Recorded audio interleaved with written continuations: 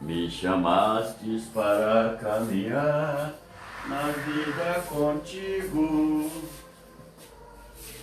Decidi e não voltar atrás.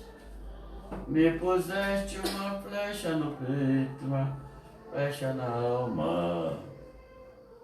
É difícil agora viver sem saudade de ti. Te amarei, Senhor, te amarei, Senhor. Eu só encontro a paz e alegria bem perto de ti. Te amarei, Senhor, te amarei, Senhor. Eu só encontro a paz e alegria bem perto de ti. Boa noite para todos. Hoje a igreja celebra a festa de São Carlo Borromeo, bispo de Arona Novara, em 1538, em Milão, a 3 de novembro de 84. Ele foi arcebispo de Milão, desenvolveu uma vida relativamente breve, intensa atividade pastoral, consumindo suas energias no empenho ascético, na caridade e na reforma da igreja. Expressou a partir do seminário das disposições sinodais um novo modelo de pastor de almas que unia a austeridade e a oração com o zelo apostólico. Hoje, nesse dia tão especial que celebramos o bispo Dom Romeu, né, o Carlo Borromeo, né, que é um bispo de grande energia, de grande vigor, linha dura, como a gente pode chamar hoje, que no seu tempo, ali no século XV, né, 14º ali, 15º, ele reformou a igreja toda sobre, de fato, a inspiração sinodal que aconteceu nesse período. E ele fez do seminário até a vida do clero uma vida nova, diferente, idealizou uma nova forma de pastor das almas para os bispos, os padres, sobretudo diocesanos seculares. Rezemos pela família Vergne, pela família Santos Expedito, pela família Marques, pela família Oliveira e pela família Castro, e todos aqueles que estão conosco reunidos nesse momento em oração. Ora, pelas intenções da missa de hoje, nós temos aqui na nossa intenção, hoje é dia 4, Edmilson Santana pede pela saúde, segurança e paz para a humanidade. Maria Santos pela nossa saúde, de sua família, e de Margarida dos Santos Oliveira e família. Elza Maria pede oração pela nossa saúde. E tem mais aqui, viu?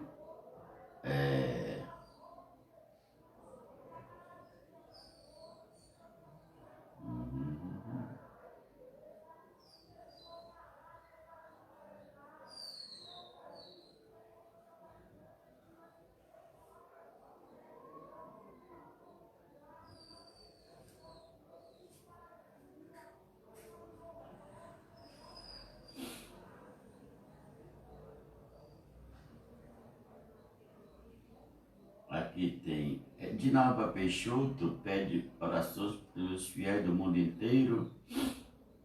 Selma Andrade pede oração pela sua saúde, por suas filhas de Orlando Ricardo Dias e pela sua mãe e irmãos. Maria Cosma de Santana Cosminha pede pela alma de Euflosina, que é sua mãe, Moreira Santana, que completa hoje 30 dias de falecida. Que Deus a receba na sua glória, pelos seus familiares. Dona Euflosina morreu com 100 anos, ou 101, depois que a minha vai me dizer. E também pede pela saúde de Lourdinha, de Tânia e de Eduardo Santos Portela. Binha Magalhães pede oração pela saúde e paz no coração de todos nós, amém. Inês Silva pede oração pela comunidade Expedito e pelas pessoas que trabalham na linha de frente e pela saúde de todos os seus familiares. Juscelia Oliveira pede oração pela sua saúde e de sua família, marido e filhos. e Gelma de Maria, pede pela saúde de Aurilene dos Santos Barbosa e Geomara de Castro Reis e pela saúde delas. Colocadas nossas intenções, coloquemos aqui os nossos corações diante do altar do Senhor. Em nome do Pai, e do Filho e do Espírito Santo. Que a graça de nosso Senhor Jesus Cristo, o amor do Pai e a comunhão do Espírito Santo estejam convosco. Bendito seja Deus que nos reuniu no amor de Cristo. Irmãos e irmãs, reconheçamos as nossas culpas e peçamos a Deus o perdão pelos nossos pecados.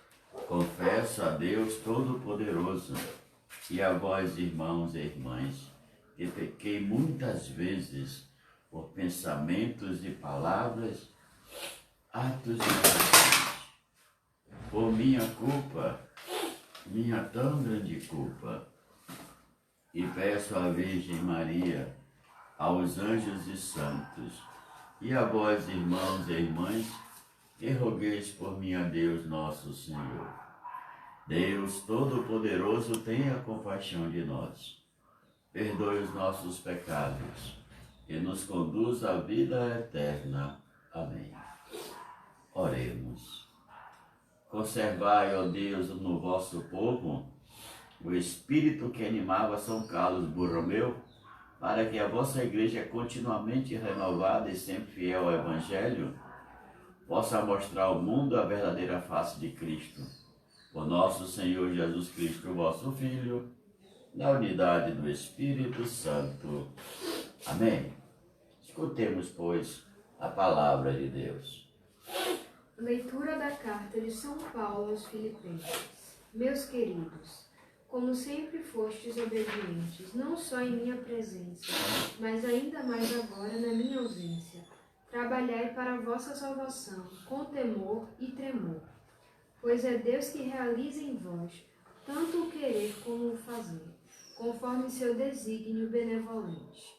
Fazei tudo sem reclamar ou murmurar, para que sejais livres de repreensão e ambiguidade, filhos de Deus sem defeito, no meio desta geração depravada e pervertida, na qual brilhais como os astros no universo. Conservai com firmeza a palavra da vida. Assim, no dia de Cristo, terei a glória de não ter corrido em vão, nem trabalhado inutilmente.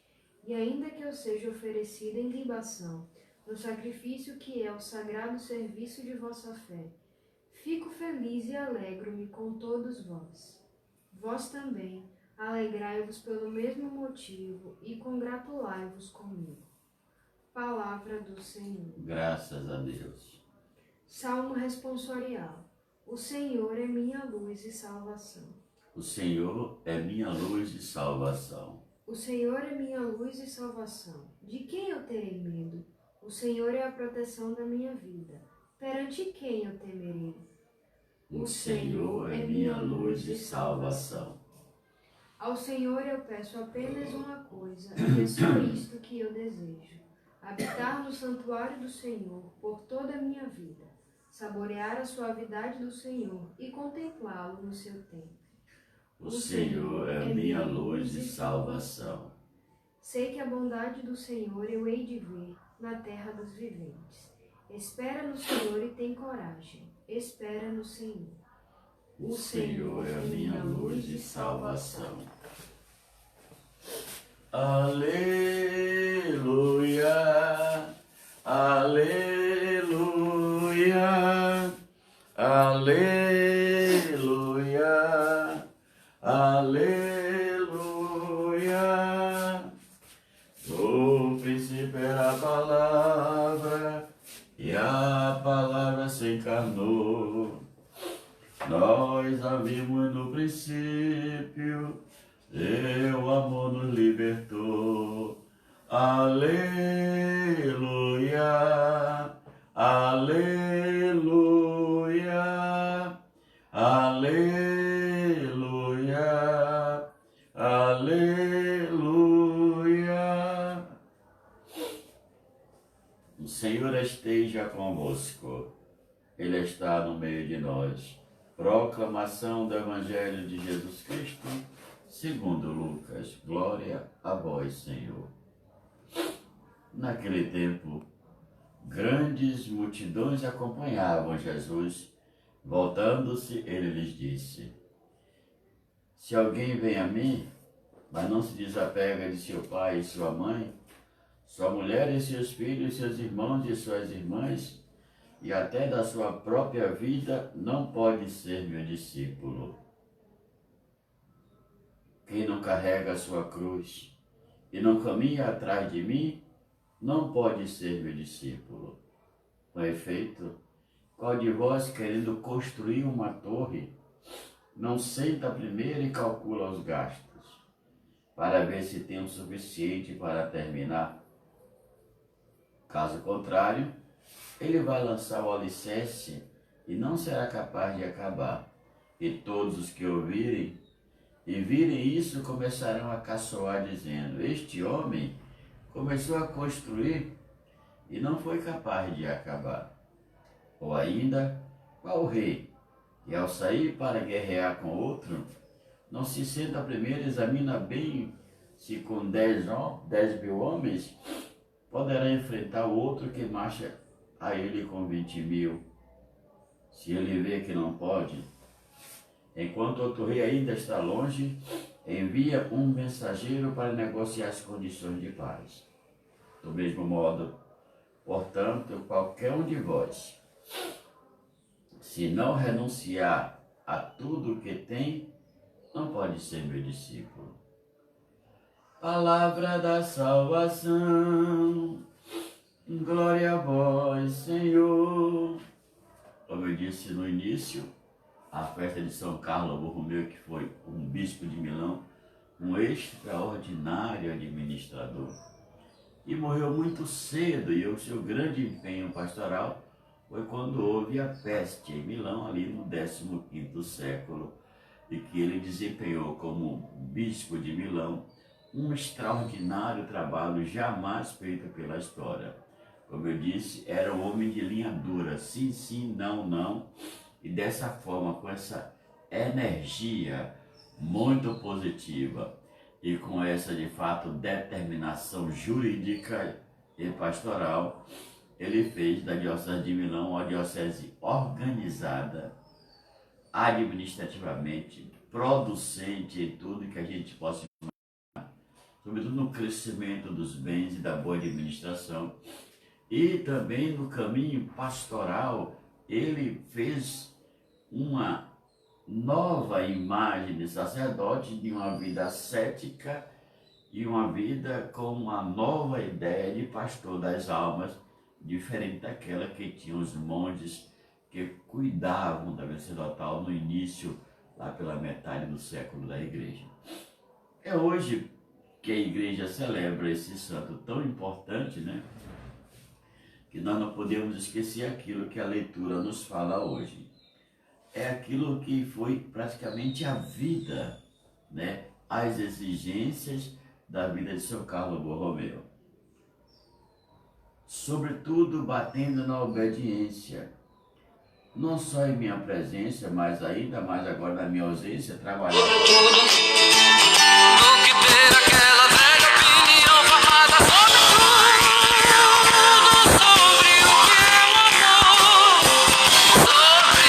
De repente você veio visitar a liturgia aqui. Alguém atravessou a linha e veio mandar a mensagem. Essa obediência não é no sentido jurídico, como foi no tempo de Carlos Borromeu, mas é no sentido de fé. Paulo reclama essa necessidade porque uma comunidade que não se obedece não vai encontrar comunhão. Se cada um obedece o que pensa, o que acha, o que não deve, não tem lugar onde se segurar. Obediência pela fé em Cristo Jesus e espelhada na autoridade que guia a comunidade, no caso Paulo. Portanto, Paulo vai dizer: trabalhai para a vossa salvação com temor e tremor. Paulo faz questão de separar tremor e temor, para não entender que seja medo mas que seja prudência e cuidado, que não seja de fato algo estarrecedor ou assombroso, mas que seja algo de responsabilidade, porque em jogo está a minha alma, isso é, a minha vida presente e futura na casa de Deus. Pois é Deus que realiza em vós tanto querer como fazer, conforme o seu desígnio benevolente. Fazei, por exemplo, tudo sem reclamar ou murmurar. Paulo, onde na carta aos Romanos, dizia que tudo que a gente fizesse por amor mediante o nosso chamado. Aqui volta essa ideia na carta aos Filipenses, onde de fato importante para a igreja e para a fé que ela prega é que os seus participantes, seus filhos, façam as coisas de coração livre, puro, sem reclamações, porque quem reclama não pode imaginar que a vocação a qual foi chamada é como uma rosa bela, por mais bela que ela seja, sempre vai ter espinho. Isso é, nas nossas vocações sempre vai ter uma coisa que a gente gosta menos. A gente reclama por aquilo, porque gosta menos, porque não queria, porque não... Eu vejo muitos amigos meus padres dizer que não gostam de ir para funeral, de celebrar funeral. Paciência, a gente vai aprendendo aos poucos, né? Eu, graças a Deus, nunca tive esse problema de ter medo, de não gostar de coisas da fé, porque, de fato, sempre fui de coração aberto. Eu trabalhei no cemitério Campo Santo ali por 8 anos, né? Ajudando lá no consolo das almas, no sepultamento, nas celebrações. E, de fato, é um trabalho muito difícil. E é um trabalho, de fato, que chama você a uma responsabilidade, que é aquela de consolar corações, de que é aquela de fazer com que o outro acredite na ressurreição, naquele momento crucial, quando ele perde um pai, uma mãe, uma família, fazer o outro revigorar a sua fé no Evangelho. Não é fazer o outro chorar, fazer o outro crer, de fato, na ressurreição de Cristo. E isso é difícil e fundamental por causa do ambiente, né? Do oxigênio que se respira na hora que vai se celebrar um funeral. Sabemos a tristeza, da dor, da perda, tudo que nós já sabemos.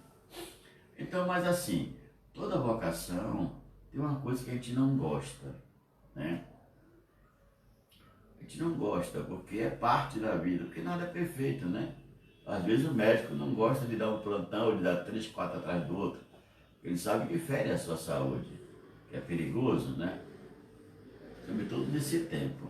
E tantos outros modelos e formas e imagens que poderia citar, mas que não vale a pena, de fato, mexer nisso nesse momento. Porque somente sem murmurar é que nós aprendemos a ser livres e, de fato, a receber, né? Com caridade, às vezes a repreensão e ambiguidade, porque o que Paulo quer é que a gente seja, de fato, filho de Deus sem defeito. Sem defeito significa sem pecado, não. Sem defeito vai entender que como aquelas coisas que nós não gostamos de fazer, que provocam defeito na nossa vocação ou na nossa vida religiosa, e que a gente tem que procurar amá-las de tal forma que as pessoas nem percebam que a gente não gosta daquilo.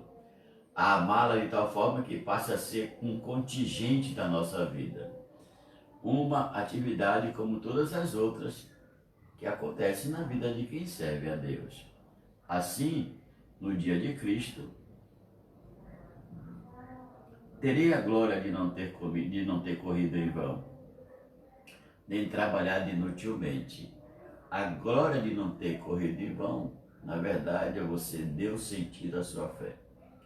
E o sentido para a nossa fé só existe quando abraçamos a cruz de Cristo Jesus, nosso Senhor. Isso é, abraçamos a nossa vocação com tudo que ela nos permite, né? Com tudo que ela nos concede e com tudo que ela nos impõe. Portanto, todos nas nossas vocações temos dificuldades para algumas coisas. Mas com o passar do tempo, com o exercício, essas coisas vão diminuindo sensivelmente e nós vamos tranquilamente nos adaptando, nos aceitando a dificuldade e chegamos de fato a um momento que esses, entre aspas, defeitos não mais existirão. É isso que Paulo quer, que a nossa vocação seja plena, uma vida de fé, de atividades tanto seculares como atividades espirituais sem defeito. E ainda, disse Paulo, né? Porque quando vier o dia da glória, o dia de Cristo, a gente tem certeza que fizemos o que deveríamos fazer. Isso é, que a nossa vida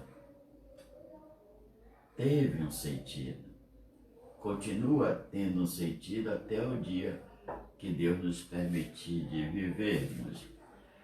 Por isso, Paulo diz, olha, e ainda que eu seja oferecido em libação, no sacrifício que é sagrado, é o sagrado serviço de vossa fé, fico feliz, alegre-me com todos vós. Paulo aqui fala da sua futura Páscoa. Porque ele sabe que a tendência, depois de tantas ameaças, problemas, discussões e tal, ele sabe que tudo isso pode levá-lo à morte. Ele traduz a morte como libação, isto é, dá um tom sacrificial à sua morte. Em poucas palavras, ele leva a sua morte a um patamar litúrgico para assemelhá-la ao máximo à morte de Cristo, que foi o sacrifício redentor. Vós também alegrai-vos pelo mesmo motivo e congratulai-vos uns com os outros. Mantenham a paz, a serenidade, mantenham a generosidade, a comunhão entre outros e cada um cuidando da sua provocação e trabalhando em comunhão para o crescimento espiritual, geográfico e também patrimonial da igreja. Porque é isso de fato que o Evangelho ao longo dos anos irá produzir. A igreja não é apenas uma figura espiritual, ela é uma sociedade de homens e mulheres que tem papéis definidos especificamente nas suas vocações. A igreja é também, de fato, a casa dos santos, dos pecadores e penitentes que buscam santificar suas vidas e as vidas dos irmãos que estão ao redor. A igreja também é o sacrifício de Cristo por nós e é o sacramento da salvação. Isso é, a igreja tem Cristo, que é o nosso Salvador.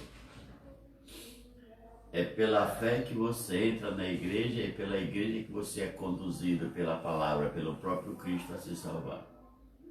Então a igreja é muito mais do que o externo, do que um monte de pedra, do que uma alegoria bonita, como dizia Orígenes, ou do que, de fato, uma grande mansão religiosa, como a Latron que vamos celebrar amanhã, ou como o Bonfim aqui na Bahia, ou como o Duomo em Milão.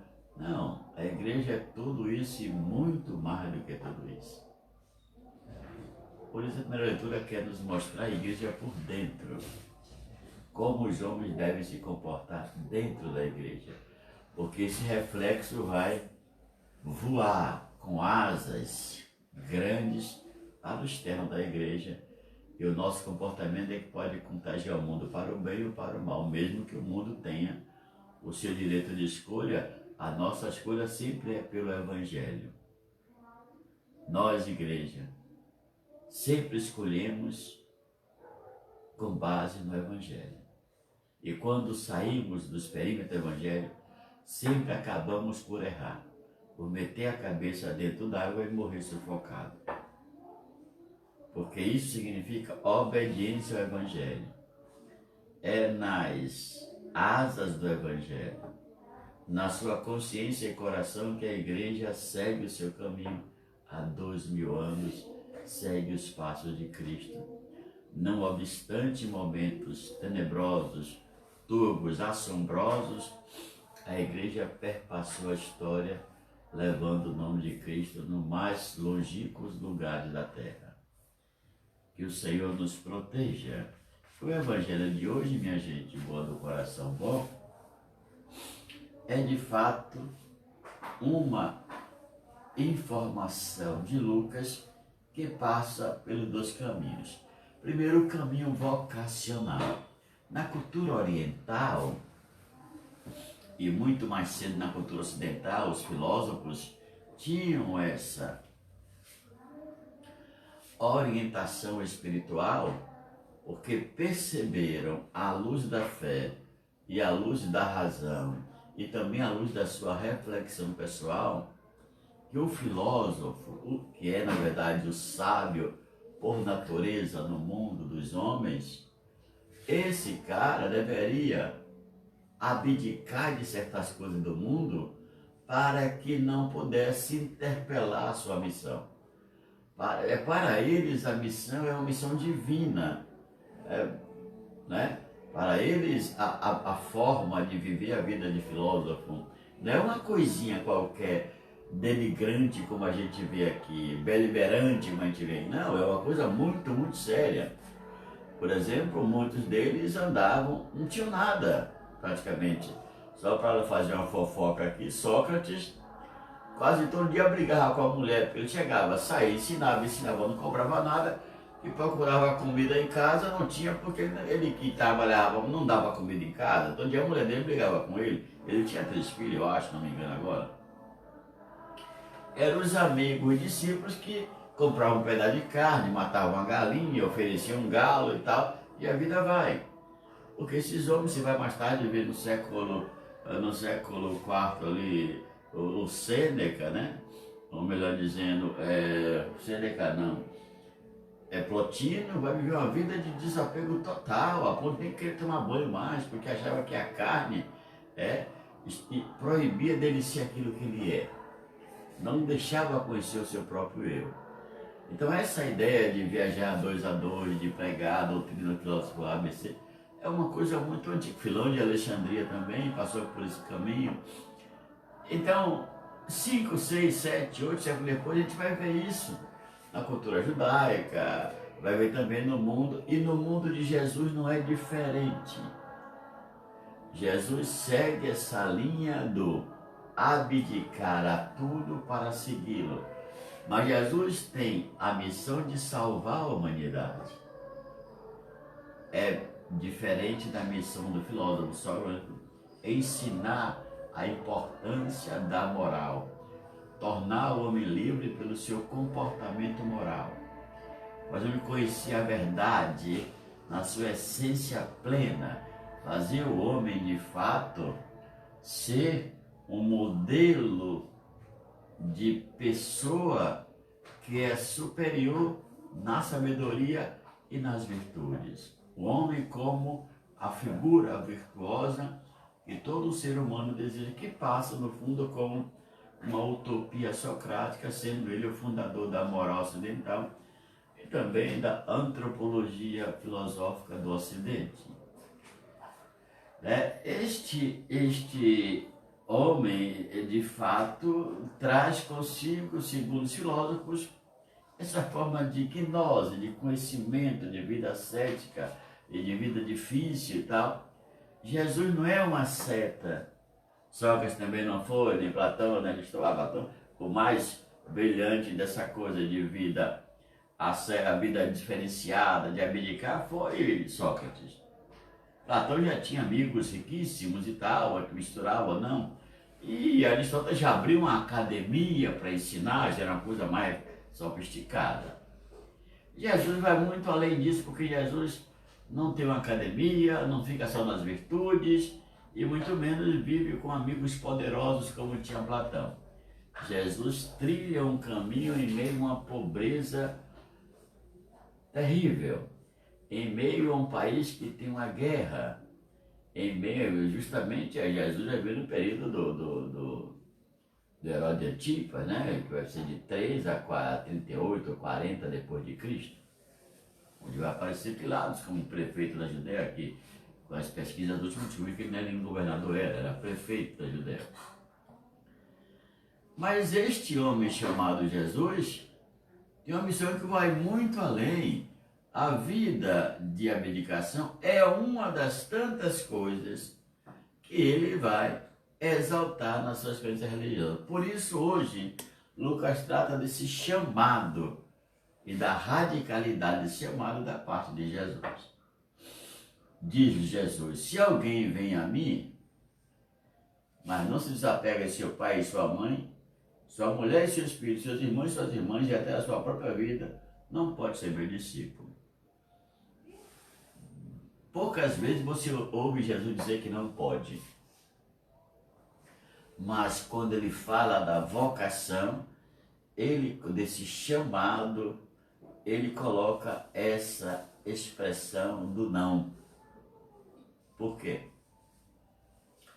Porque ele sabe que segui-lo não é uma coisa tão fácil.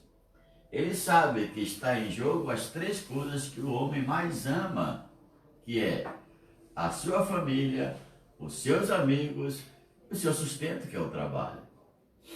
Jesus tem o que para dar em troca disso? Então ele diz, olha, sem falar naqueles que o seguiam de forma romântica, poética. Aí vem Jesus, um poeta, um filósofo, um cara bonzinho que queria fazer o bem a todo mundo e que de fato não enxergava o além dessas coisinhas. E sim aquele que vai por interesse, para ficar rico, ou até mesmo aquele que está no bolo para traí-lo, como mais tarde o caso de Judas. Então Jesus impõe duas condições. Primeiro, se você não abdicar de tudo que você tem, não pode ser meu discípulo. Segundo, venha após mim. E aqui se abre esse leque da responsabilidade, porque somente Ele é o pastor. É Ele que é o mestre. É Ele que vai à frente para doar a vida. Não porque Ele é o melhor, não é nada disso, é bobagem. Ele vai na frente porque Ele é o responsável. Se Ele chama e você aceita, Ele é o responsável direto por você. Por isso, não tenha medo de seguir Jesus, em hipótese alguma. Essa é uma palavra de fé, que devemos dar credibilidade que eu a vivo como sacerdote há 29 anos e sei que Ele não abandona. Sei que Ele está presente de muitas maneiras. Então, no primeiro caso, a gente percebe já a radicalidade. Quem não carrega a sua cruz, não caminha atrás de mim, não pode. Quem, ao ser escolhido, não assume essa responsabilidade de pegar a sua missão, aquela que foi dada por Cristo, e vir após Ele, não é digno dele. Do outro lado, você vê que para ser digno de Jesus, não é preciso ser rico nem pobre. É preciso ser simplesmente aprender a obedecê-lo e fazer o que Ele quer que você faça. Isso se chama obediência na fé. Não é preciso ser inteligente ou burro, mas é preciso, de fato, obedecer, porque é Jesus que vai agora plasmar a sua nova vida, o seu ensinamento, com as coisas que nós veremos e continuamos a ver, como os milagres, os exorcismos, as conversões. Então, é uma condição que praticamente retira o homem do seu ambiente normal. E, diga-se de verdade, né? Não é fácil deixar os amigos, deixar a família, deixar a namorada ou namorado, deixar de fato quem você ama, seu trabalho, para quem já está trabalhando, para seguir Jesus. É algo que mexe no íntimo da alma humana. Como dizia a Sócrates, as grandes decisões do homem, o homem toma na alma. E essa forma de entender é que Jesus precisa para que eles saibam para que ele saiba quem é que vai aguentar essa caminhada até o pós-cruz. Por isso as pessoas que Jesus escolhe já estão de olho há um bom tempo. Esse chamado aqui é para as pessoas que queriam participar do grupo, mas que tinham certas restrições. Por exemplo, o jovem rico. ele já comprou a lei, já passou tudo. Só te falta uma coisa, vai, vende o que você tem, dá aos pobres, depois vem e siga. Então, para eliminar essas imagens de um Jesus bonzinho, poético, romântico, filosófico, por aí vai,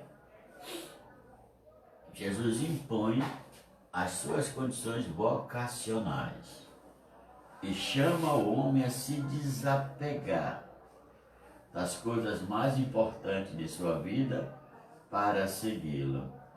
E ainda diz mais Jesus: com efeito, qual de vós querendo construir uma torre não seja a primeira e calcula os gastos para ver se tem o suficiente para terminar? Ele entra no caminho da responsabilidade e da prudência humana. Como você, no mundo que você vive, faz com que sua vida seja melhor? Em poucas palavras, como é que você administra a sua vida? E aí dá o exemplo da torre, né? Cara, não administrou bem a torre e acabou que ficou lá. Acabou o dinheiro, uma coisa já, e não pode fazer. Dá o exemplo da guerra. Se um cara tem 10 mil, vai lutar com outro que é 20 mil, ele sabe que vai perder. Ou ele tem consciência que os 10 mil dele são suficientemente capazes, treinados, preparados para vencer 20 mil, ou ele vai ter que, humildemente, mandar o seu mensageiro para negociar e evitar que a mortalidade seja alta, perca tudo, ainda perca a dignidade, vá como escravo e ainda perca, quem sabe, o território que ele tem. Então, os ensinamentos que vêm aqui, assim como aprendemos a administrar a vida comum de cada dia, com nossa habilidade inteligível, é necessário também que a gente, ao renunciar tudo e seguir a Jesus, aprendamos também a saber escolhas que sejam de fato agradáveis ao coração de Deus e saber administrar a missão que nos foi dada, porque ela vai durar a nossa vida inteira. Então, o que é que significa isso? Que eu não posso querer salvar o mundo em 3 dias. Que eu tenho que reservar as minhas energias para chegar até o fim da minha vida, servindo ao Senhor e concluindo a minha vocação. Que eu não posso pensar que agora, porque eu abracei a fé, eu sou isso, aquilo, ninguém mais é. As pessoas estão na frente, já estão ultrapassadas, que não sabem nada. Essa coisa boba, ignorante, sem sentido, e que a gente vai excluindo as fases importantes da fé. Daqui a pouco sua bateria acaba, não dá 2 anos. E aí você começa a colocar a culpa em A e B e C, e acha que a igreja só tem pecador ordinário e miserável, que você ali é o mais santo, é o melhor, e aí você precisa sair dali para construir uma igreja melhor, ou para participar de outra igreja melhor que seja mais santa. Bobagem. Onde tem homem tem pecados, maiores ou menores, mas nunca sem pecado. Então muitos caíram nessa baboseira satânica de querer sair da igreja para criar uma igreja melhor, e de lá surgiu problemas iguais ou piores. Do exemplo de Lutero, que foi o primeiro pai da desordem, né, dentro da igreja católica, e que depois que ele fez a dele, tinha muitos amigos, e Calvino também fez a dele, porque já não concordava com Lutero, e por aí foi essa massa de manobra, essa semente venenosa da separação, e que hoje você vê, se faz igreja até para não pagar imposto, porque quer dinheiro, quer tomar, quer extorquir, por aí vai. Então, banalizou. Não existe perfeição humana onde tem um homem, porque Deus o fez dessa forma e com essa natureza. Porque o homem é homem, não é um Deus. É livre. E às vezes se torna escravo pelo próprio pecado, pelo próprio comportamento, pela própria atividade da ilicitude. Então, o nosso Lucas chama a atenção que, primeiro, seguir a Jesus é um privilégio de tantos você, e dentre eles, ser chamado. Você poderia ter dito não, mas ele chamou você. E uma vez ao dizer sim, você abraça as condições, né?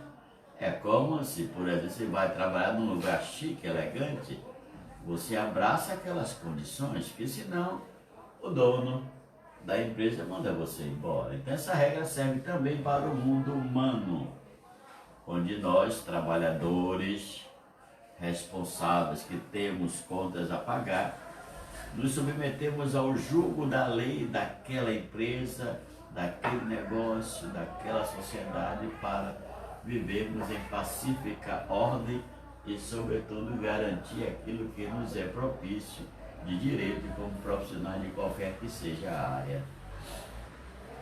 Então Jesus dá dois exemplos, o da torre e também o da guerra, onde sinaliza com clareza a prudência no administrar a sua vida, de sua família e a vida dos outros.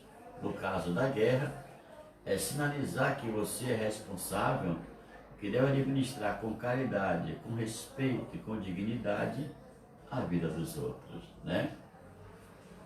Portanto, seguir a Jesus é necessariamente a entrega e, pela obediência na fé, renunciar. É verdade que hoje as coisas mudaram muito, mas no tempo de Jesus isso era uma coisa seríssima. Hoje o homem se acomodou dentro dos parâmetros da sociedade e ele precisa de uma certa proteção social. E de fato ele, às vezes, para sobreviver, ele tem que fazer mais que um trabalho. Isso recai também na vida religiosa. Às vezes alguns padres, né, ele de fato, para se manter, doando o cara para uma paróquia pequena, ele tem emprego na cura que ganha pouco, coisa parecida, isso ele tem muito trabalho, um professor, não olha, para manter o seu padrão de vida, não é ficar rico, nem ter de ser classe média, como muitos desejam, morrem querendo ser, mas para ter o mínimo, para pagar suas contas, para ter onde dormir, onde morar, um carrinho, mesmo que seja bonito, mais velho, não do ano, né? Porque o nosso perímetro é o Evangelho, mas que tenha as condições mínimas necessárias para a sua dignidade humana, mesmo sacerdote, ser marcada pelo zelo que a igreja tem por ele, pelo zelo que é o Evangelho, porque é Cristo que chama e Cristo deve ajudá-lo, e a igreja que é responsável deve ajudá-lo, né? Na concretude do fato do termo. Então, aquilo que nos resta é dizer que Jesus, ao usar o não pode ser meu discípulo, ele determina quase que legislativamente quem pode e quem não pode. Essa é a condição. E aí, muitos que estão seguindo ele nesse tempo, e ainda hoje, passam para dentro da comunidade, mas nem sempre estão em comunhão, isso é, esclarecendo. Às vezes as pessoas estão na comunidade, mas não estão com a comunidade. Ou na comunidade, absolutamente, significa estar em atividades que não geram muito comprometimento. Eu diria, atividades mais parciais. Aquele que está com a igreja são capazes de dar a vida por ela. São capazes de entregar todo o tempo por ela. São capazes de viver e morrer por ela. Esses discípulos são aqueles mais amados por Cristo, porque não medem esforços para servir a igreja do Redentor e a missão que ele promoveu e entregou aos discípulos, isso é, à sua igreja, que optou por ele e respeitou esse não pode. Mesmo aqueles que passaram para dentro da igreja e fazem o que querem, porque muitas vezes conseguir um cargo alto e tal, esse não pode serve também para eles. Eles pensam que não serão julgados no final por esse não pode. Mas é claro que serão. E atualmente o Papa tem feito isso muito bem. Tem fortemente chamado a atenção, chamado a si a responsabilidade de reconduzir de novo todos para o caminho da vocação, onde não pode isso e não pode aquilo. Mas o que podemos é muito mais do que o não pode. Né? As exigências são por causa da missão, não por uma imposição legislativa. As exigências são por causa, de fato, da necessidade, não por um capricho pessoal. Porque as decisões, né, ou de fato não, é porque você precisa imitar o próprio Cristo. Por isso você vem atrás. Não é que você vai ser Cristo, você vai imitá-lo. Então, para imitá-lo, o caminho é esse. A igreja deve ser 24 horas a imitadora de Cristo na terra. Então não tem como você dizer que aquilo que não pode você vai fazer. É desobediência. E a desobediência você paga caro. Primeiro pela forma como você se conceitua na comunhão da igreja. Segundo, como pagou Adão.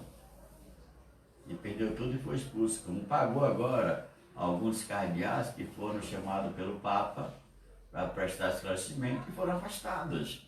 Ou se demitiram, porque sabiam corretamente que estavam envolvidos em escândalos e problemas sérios a ponto do Papa chamar e tomar decisão mostrando quem é Pedro e por quê e como Pedro deve agir nessa situação de grave crise moral e religiosa.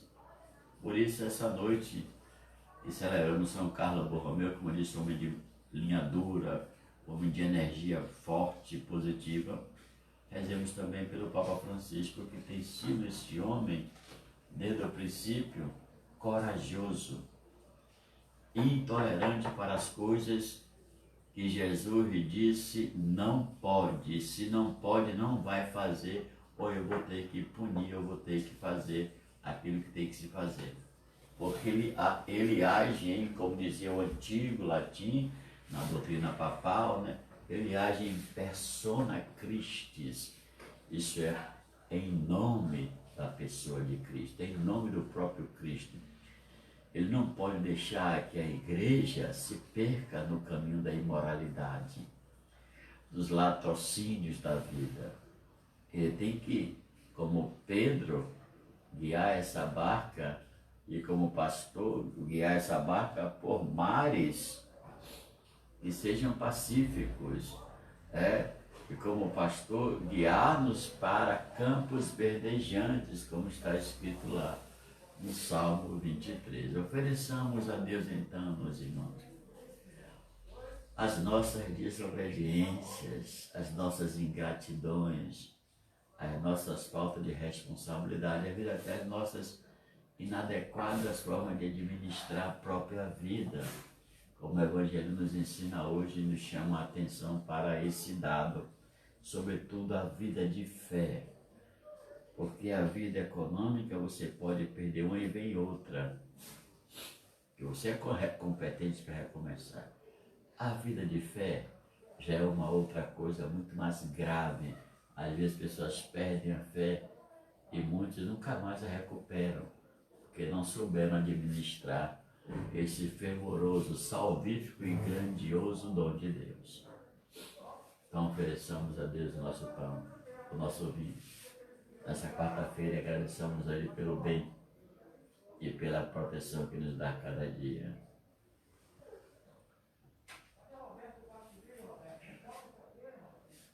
Sabe, Senhor, o que temos é tão pouco para dar, mas este pouco nós queremos com os irmãos compartilhar.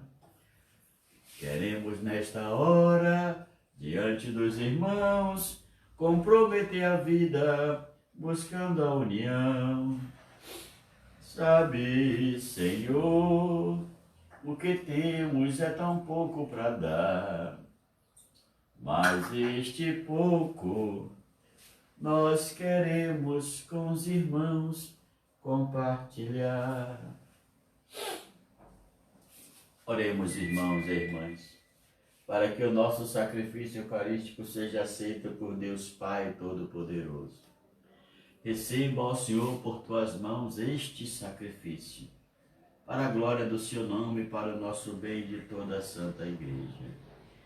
Considerai, ó Deus, as oferendas trazidas ao vosso altar, ao comemorarmos São Carlos Borromeu, assim como fizestes dele o grande bispo, pela vigilância pastoral e esplêndidas virtudes, concedei que, pelo poder deste sacrifício, frutifiquemos em boas obras por Cristo nosso Senhor. O Senhor esteja convosco, Ele está no meio de nós. Corações ao alto, o nosso coração está em Deus. Demos graças ao Senhor e nosso Deus. É nosso dever e nossa salvação. Na verdade, é justo e necessário. É nosso dever e salvação dar-vos graças sempre em todo lugar. Senhor Pai Santo, Deus eterno e todo-poderoso, por Cristo Senhor nosso. Pelo testemunho admirável de vossos santos e santas, revigorais constantemente a vossa Igreja, provando vosso amor para conosco. Deles recebemos o exemplo que nos estimula na caridade e a intercessão fraterna que nos ajuda a trabalhar pela realização do vosso reino. Unidos à multidão dos anjos e dos santos, proclamamos vossa bondade, dizendo a uma só voz: Santo, Santo, Santo, Senhor Deus do Universo, o céu e a terra proclamam a vossa glória. Hosana nas alturas, bendito que vem em nome do Senhor. Hosana nas alturas. Na verdade, ó Pai, vós sois santo e fonte de toda a santidade. Santificai, pois, estas oferendas, derramando sobre elas o vosso Espírito, a fim de que se tornem para nós o corpo e o sangue de Jesus Cristo, vosso Filho e Senhor nosso. Santificai nossa oferenda ao Senhor, estando para ser entregue e abraçando livremente a sua paixão. Jesus tomou o pão em suas mãos, deu graças e o partiu. E o deu a seus discípulos, dizendo: tomai todos e comei. Isto é o meu corpo, que será entregue por vós. Meu Senhor, meu Deus, eu creio, mas aumentai a minha fé.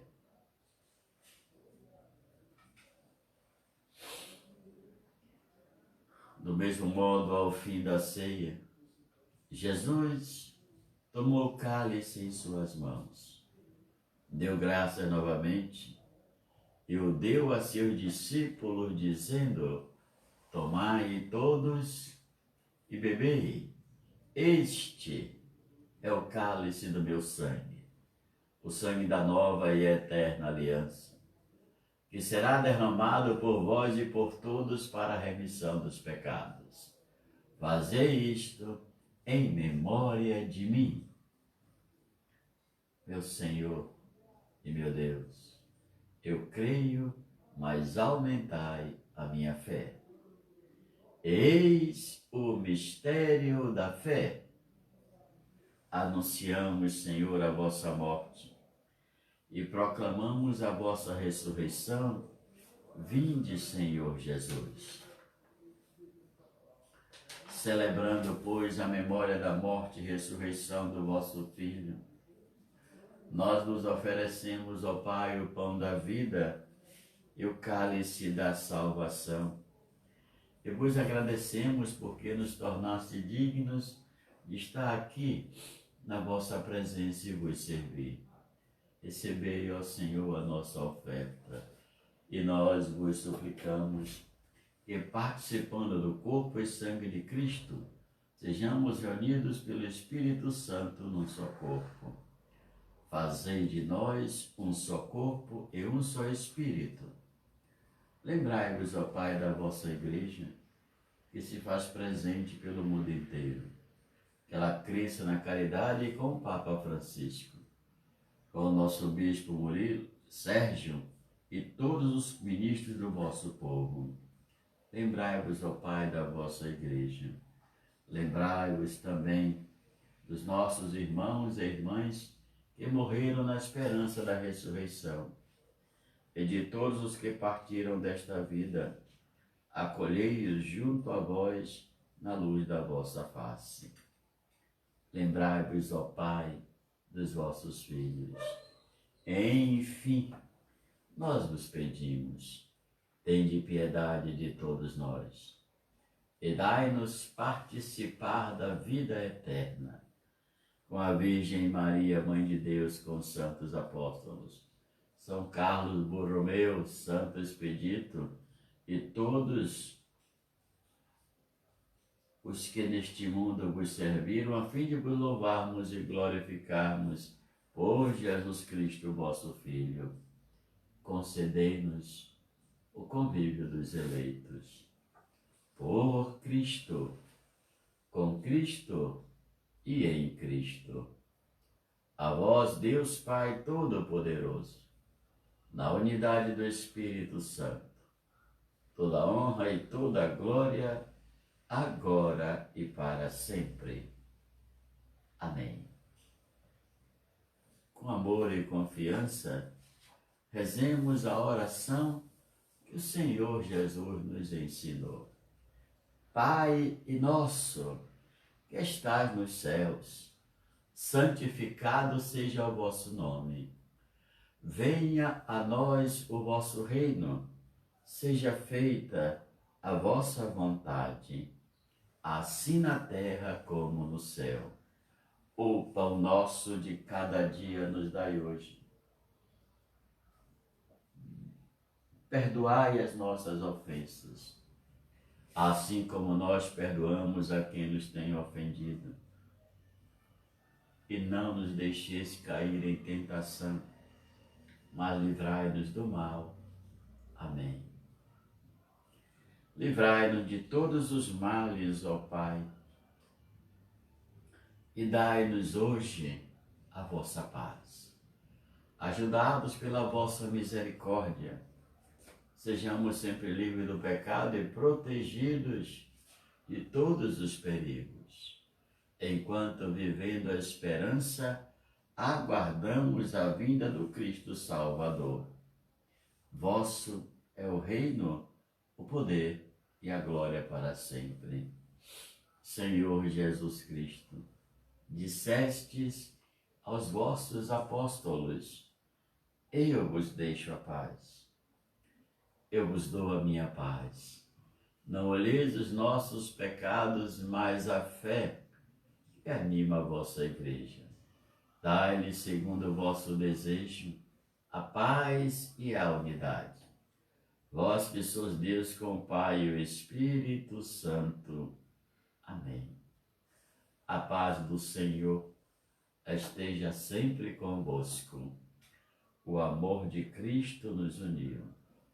Irmãos e irmãs, onde quer que estejais, onde quer que estejam, saudai-vos uns aos outros na paz de Cristo.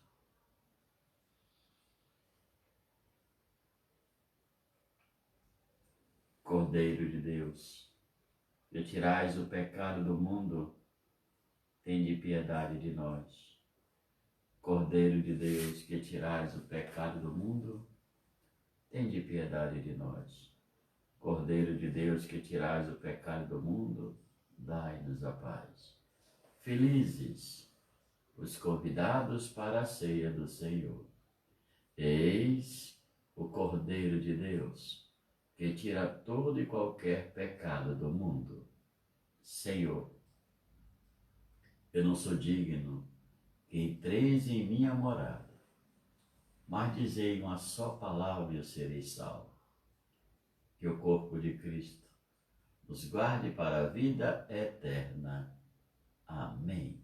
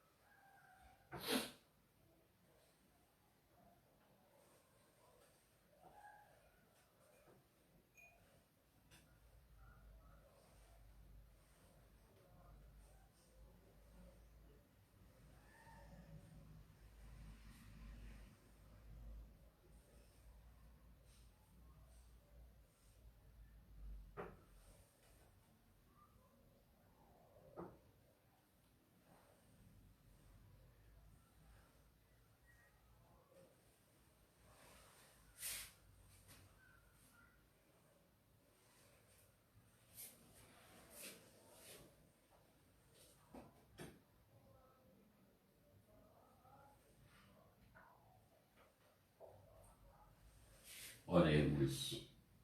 Ó Pai, que esta comunhão nos conceda a fortaleza de ânimo que tornou São Carlos Borromeu fiel ao vosso serviço e fervoroso na caridade. Por Cristo nosso Senhor. O Senhor esteja convosco, Ele está no meio de nós. E a bênção de Deus Pai Todo-Poderoso, por intercessão de São Carlos Borromeu e Santo Expedito, abençoe-vos a todos o Deus da graça, o Deus da misericórdia, o Deus providente, Criador e ordenador de todas as coisas, de todas as vidas. O Pai, o Filho e o Espírito Santo. Vamos em paz, porque o Senhor nos acompanha. Demos graças a Deus.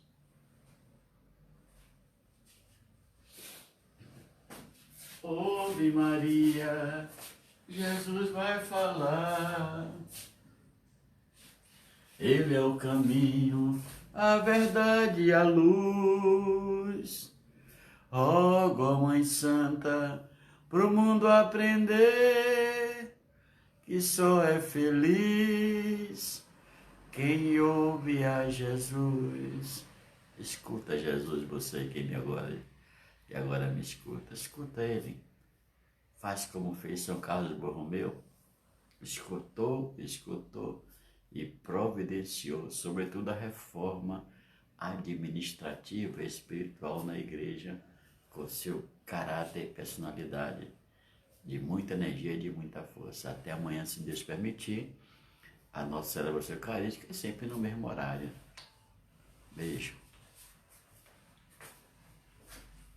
Bendigamos ao Senhor, demos graças a Deus.